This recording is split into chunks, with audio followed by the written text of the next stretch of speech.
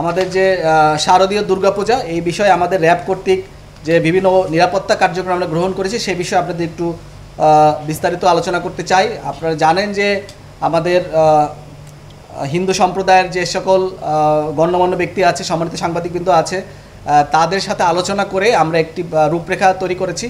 আমরা দেখতে পাচ্ছি যে সারা বাংলাদেশে প্রায় 31,461টি পূজা মণ্ডপ রয়েছে, যেটা সারা বাংলাদেশ ব্যাপী। আমাদের সারা বাংলাদেশে যে 15টি ব্যাটালিয়ন আছে তাদের সবার মাধ্যমেই যে সকল গণ্যমান্য ব্যক্তি আছে তাদের সাথে আলোচনা করে আমরা কিন্তু প্রত্যেকটি পূজা মণ্ডপের নিরাপত্তা নিশ্চিত করার জন্য ব্যবস্থা করে যাচ্ছি।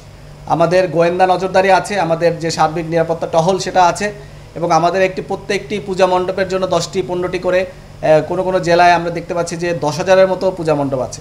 তো সেই সকল জায়গায় আসলে আমাদের র্যাব একটি এলিট ফোর্স হিসেবে আমরা মূলত স্ট্রাইকিং হিসেবে থাকব।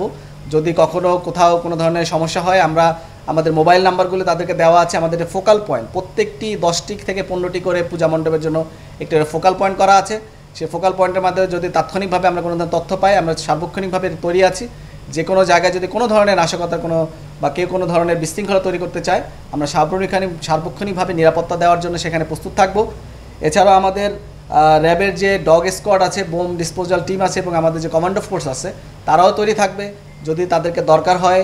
এবং যেগুলো বড় বড় পূজা মণ্ডপ আছে সেখানে সুইপিং করার জন্য আমাদের ডগ স্কোয়াডকে নিয়োজিত করা হবে। এবং আমাদের যে কন্ট্রোল রুম আছে এই কন্ট্রোল রুমের মাধ্যমে সার্বক্ষণিকভাবে নজর দেওয়া হবে। আপনারা জানেন যে এই শারদীয় দুর্গাপূজায় মূলত যে তিথির যে সময়টা এটা সকাল এবং সন্ধ্যার দিকে থাকে। তো সকাল এবং সন্ধ্যাকে টার্গেট করে আমরা মূলত আমাদের টহলগুলিকে জোরদার করব।